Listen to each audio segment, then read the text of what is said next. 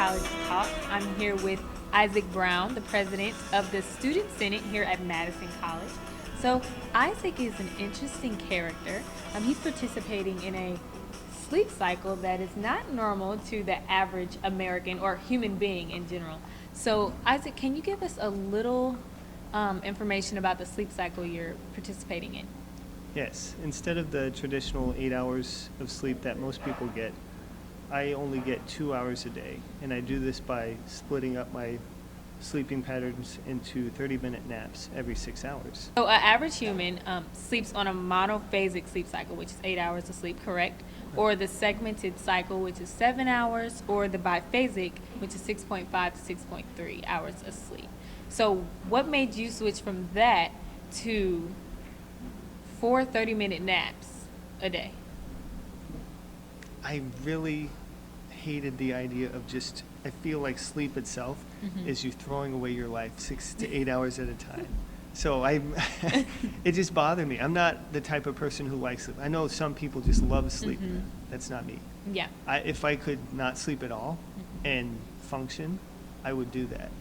I was really happy to stumble upon this polyphasic sleep cycle and start looking into it because I just grew tired of throwing away. There's so many things I want to do with my life, and sleeping is not one of them. What does research say about these sleep cycles? There's been a lot of different research out there, and not all of them agree with each other. One of my favorites is NASA was doing it for their astronauts to see what the effects of changing up their sleep cycle would be, and they recorded their mental abilities as they were performing the polyphasic sleep, and they noted that their expectations of mental deficiency did not happen as they expected, but also that other mental abilities improved with the polyphasic sleep cycle. So how hard is it, like, socially to participate in different events and, hang out with friends when you need a nap? Sometimes when your friends are going out, you're like, I'll be right back. I gotta go take my nap. That's a good question. It's a lot of napping ahead and planning everything out. It would be impossible to do if I couldn't time the naps. Like you're noticing that every 6 hours I have to have that 30-minute nap. So sometimes I take a nap, and then 3 hours later I take another nap so I can have that 6-hour stretch. And because I'm napping at usually around 6 in the morning and then 12 during the day, that's usually when people eat lunch. So it's completely normal for someone to have a lunch break for 30 minutes. So you're basically not even functioning on a 24-hour day. Your days just flow together. That's right. It's like I function almost on a 6-hour day. So it's interesting because I don't know if I should go here, but I feel like emotionally I process things better.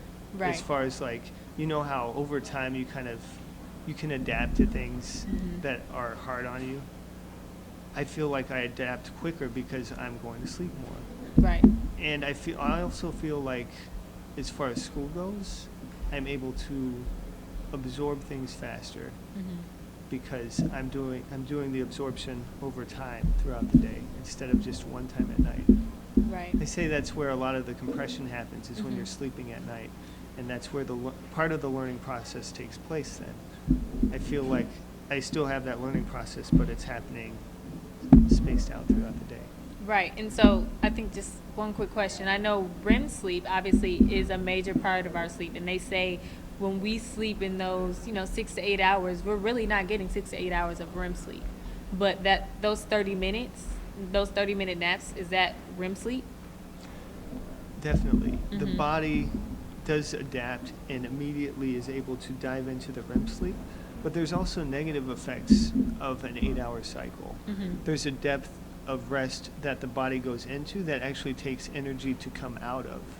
And in the 30-minute naps, you're not going to that depth, but you're still getting the benefit of REM sleep. Okay. Wow. Well, we appreciate you coming on to Madison College Talks. I definitely would suggest everyone looking into this. But safety comes first. So definitely speak with your doctors before you try anything. All right. Thanks again.